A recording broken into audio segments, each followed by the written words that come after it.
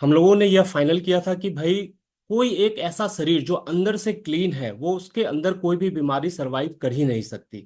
और ये कैसे पता चलेगा कि हमारा शरीर अंदर से टॉक्सिक है ना? तो उसके लिए तो कोई मशीन नहीं है, उसके लिए तो कोई एक्सरे का सामान भी नहीं है, कोई जांच उसका नहीं होता है कि हमारे शरीर के अंदर में कितना टॉक्सिन जमा है। तो हम लोगों ने यह देखा था कि कुछ लक्षण है, कुछ साइन है, कुछ है चीजें जो कि आपको बता देती हैं कि आपके शरीर में अंदर में बहुत ही ज्यादा गंदगी है। क्या है? लेजीनेस, स्किन के प्रॉब्लम्स, है ना? अगर पसीने से दुर्गंध आ रही हो, ब्रेथ जो है वो खराब हो, उससे बदबू आ रही हो, और कॉन्स्टिपेशन, तो ये कुछ लक्षण थे।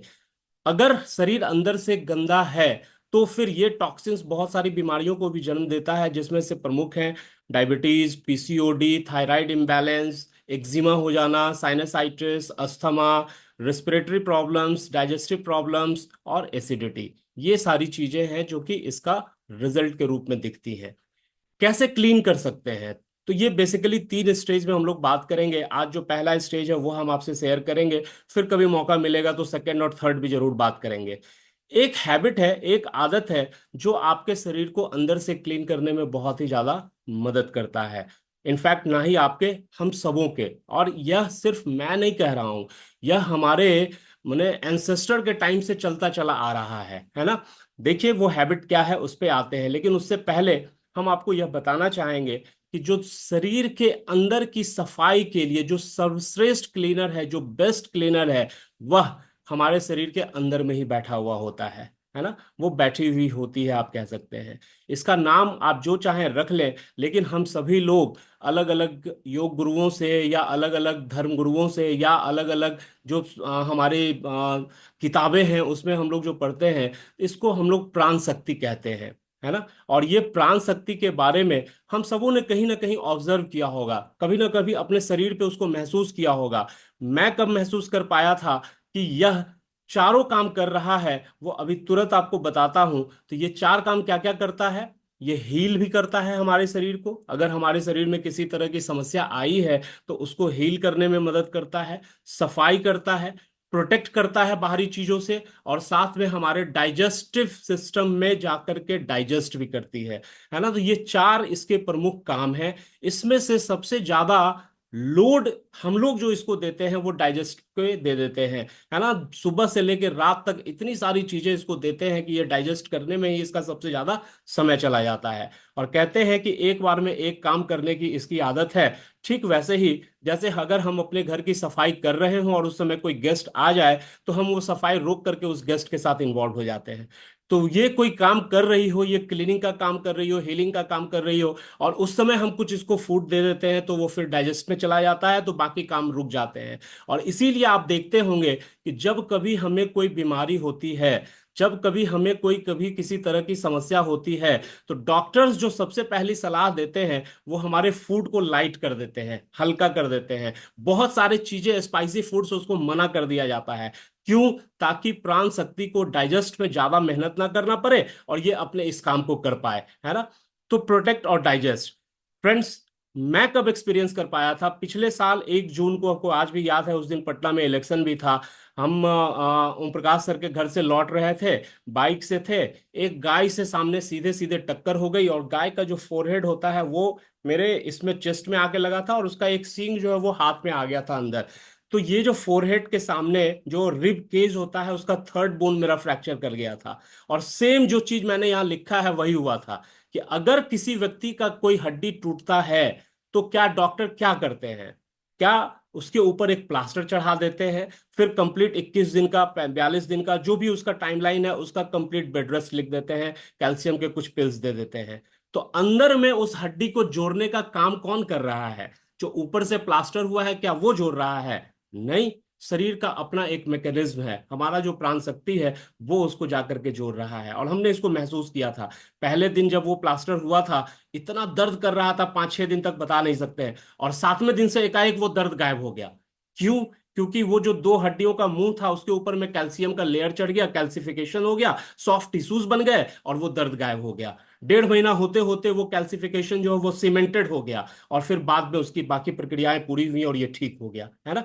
तो हमारे प्राण शक्ति में अब जब प्राण शक्ति में डाइजेस्ट करने की बात आएगी, जब वो डाइजेस्टिव सिस्टम्स काम करेगा, तो ये चाहे हमारे इंटरनल डॉक्टर हो चाहे बेस्ट क्लीनर हो, दोनों के प्रोसेस में इसको सबसे ज्यादा मदद हम अगर किसी एक चीज से कर सकते हैं तो वो इस हैबिट से कर सकते हैं कि हम अपने खाने को 7 बजे तक खा लें, रात के खाने को।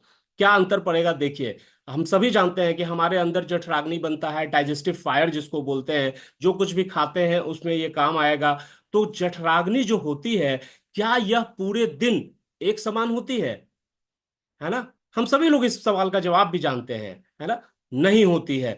क्या होता है, जैसे जैसे सूरज जो है ऊपर जाएगा वैसे वैसे जठराग्नि बढ़ेगी, फिर जैसे जैसे सूरज नीचे जाएगा और फिर जब बंद हो जाएगा, चांद आएंगे, रात का समय आएगा, तो ये जठराग्नि ऑटोमेटिकली कम होता चला जाता है ना? ये इसका फायर जो है वो कम होता चला जाता है। और अगर हम इसको रात में लेट नाइट खाना देते हैं तो फिर ये पचने में प्रॉब्लम करेगा, लगातार देते रहेंगे, ये धीरे धीरे जो वेस्ट निकलना चाहिए था वो वेस्ट पूरी तरह से डाइजेस्ट नहीं हुआ, और वो वेस्ट जहां तहां हमारे शरीर में जमा होता चला जाएगा, स्टिकी होता चला जाएगा। और यही फिर फाइनली जा करके कई तरह की समस्याओं को पैदा करेगा, चूंकि ये अंदर में सड़ना शुरू कर देता है। और इसीलिए हम सबों को इस बात को समझना होगा कि अगर हम लेट डिनर करते हैं तो क्या होता है, और अगर हम अर्ली डिनर करते हैं तो क्या होता है। मान लीजिए कोई एक लेट डिनर करने वाले हैं, मान लीजिए वो रात को 9 बजे खाते हैं, है ना? क्या होगा, उसका जो डाइजेशन टाइम है, मान लेते हैं कि वो 9 घंटे का है, क्योंकि उस समय तक जठराग्नि थोड़ी स्लो हो गई है, तो सुबह 6 बजे तक तो ये डाइजेस्ट करने का ही काम चलेगा। और फिर लगे हाथ हम उसको ब्रेकफास्ट दे देते हैं, कोई कोई तो 7 बजे 8 बजे भी खा लेते हैं। 9 बजे ही अगर मान लें, सुबह में 9 बजे आप ब्रेकफास्ट करते हैं, तो हमारे प्राण शक्ति को क्लीन करने का कितना समय मिला? मात्र 3 घंटे। ये एक आइडियल हम टाइम फेज कह रहे हैं। 9 बजे खाने हैं, अगर कोई 10 11 बजे खाता है तो और उसको डिले कर लीजिए, और कम समय मिलेगा। कोई आदमी अगर सुबह ब्रेकफास्ट कर लेता है तो और कम समय मिलेगा, यानी 3 घंटे का क्लीनिंग टाइम मिला। लेकिन अगर आप 7 बजे खाते हैं तो क्या होगा? पहला, कि 9 बजे की तुलना में 7 बजे शाम को जठराग्नि तेज होगी, तो आपका डाइजेशन टाइम घट जाएगा।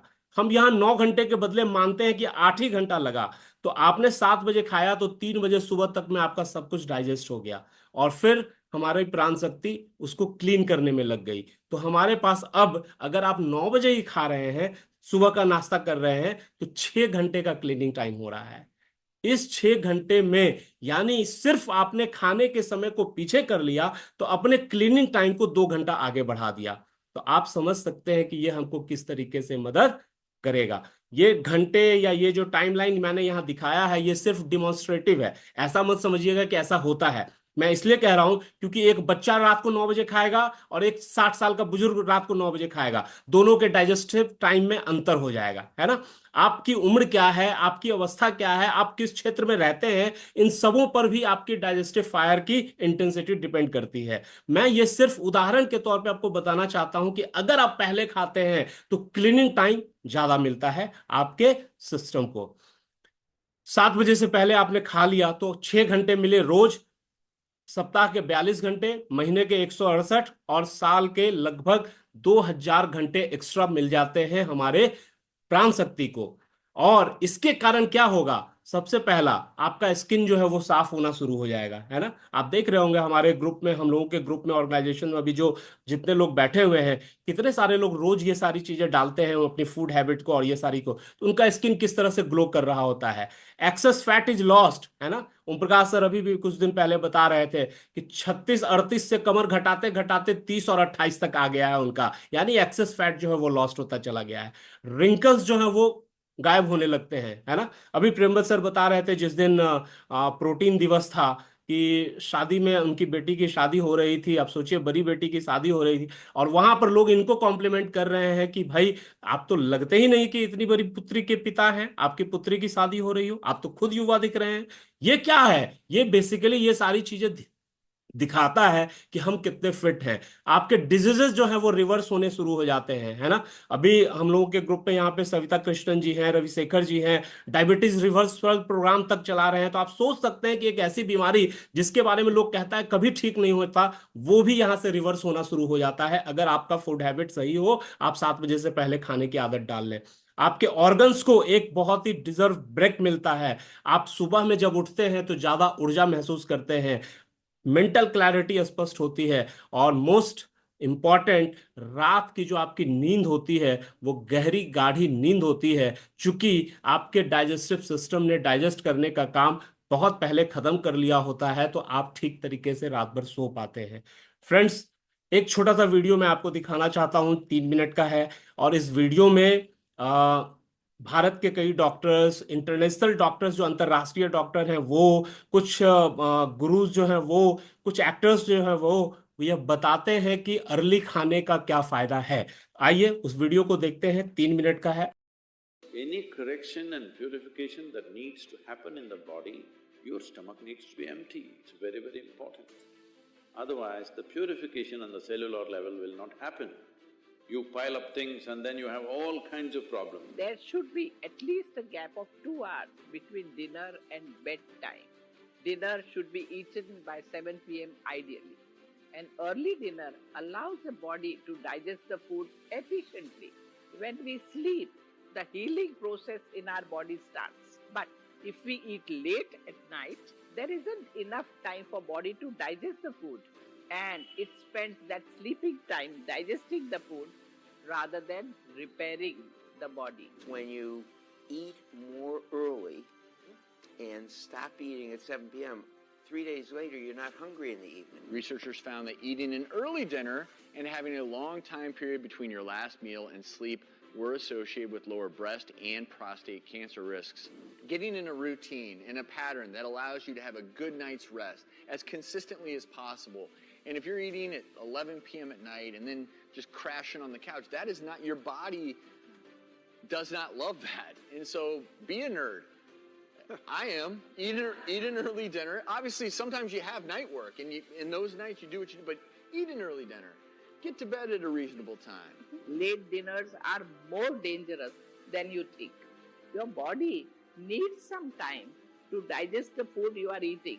Having late meal at night can disrupt digestion, make you feel less satisfied, hamper your weight loss, and also make you overeat. So eating late at night's a very bad move. Not only do you store the fat you eat in the food you eat in the wrong way, like fat, but you also tend to overeat beyond that. And if you eat right before bedtime, your brain is saying you're tired, go to sleep, but your intestines are saying stay up.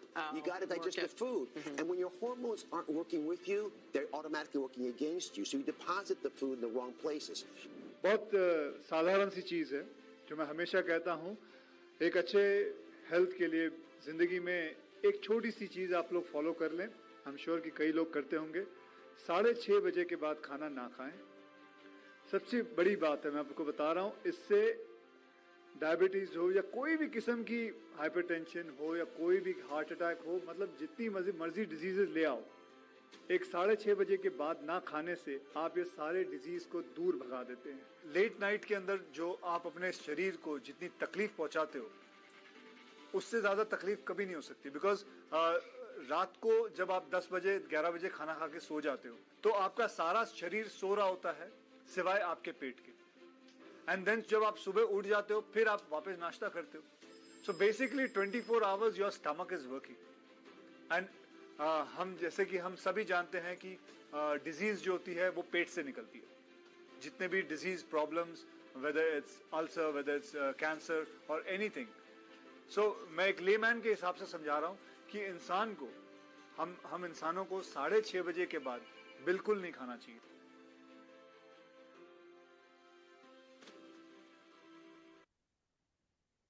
So are you willing to switch to early time dinners, है ना friends? अगर आप पहले से जानते थे और कर रहे हैं, आप बधाई के पात्र हैं। अगर आप पहले से जानते थे और नहीं कर रहे हैं, तो आज से आप शुरू कर सकते हैं।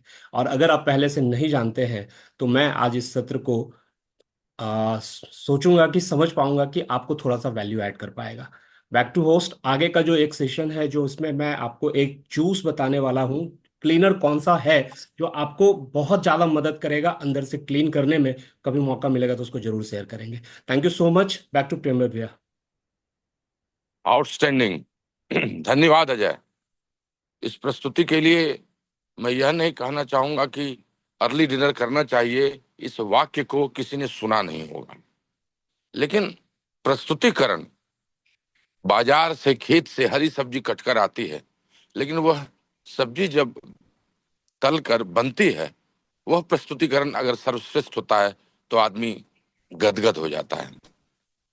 हमेशा किसी भी व्यक्ति को किसी भी चीज को स्मरण कराने और हमेशा के लिए आत्मसात कर लेने के लिए प्रस्तुति से बड़ा कोई तरीका नहीं होता है। और आज आपने वो किया है। मुझे पूरा विश्वास है कि जितने भी लोग यहाँ हैं और उनके परिवार में जितने लोग हैं, उन सबों को हिदायत नहीं तो उन सबों के अंदर में एक बहुत बड़ी चाहत जरूर पैदा लोग कर देंगे कि वो अर्ली डिनर करें।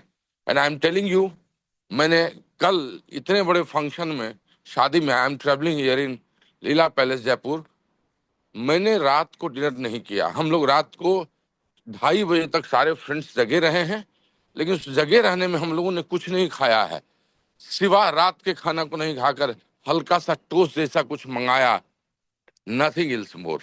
इसलिए नहीं क्योंकि 56 व्यंजन परोसे गए थे, बल्कि इसलिए क्योंकि खाना को सब अवॉइड करना चाहते थे। And everybody was successful person, and that should be Mantra for each and every person.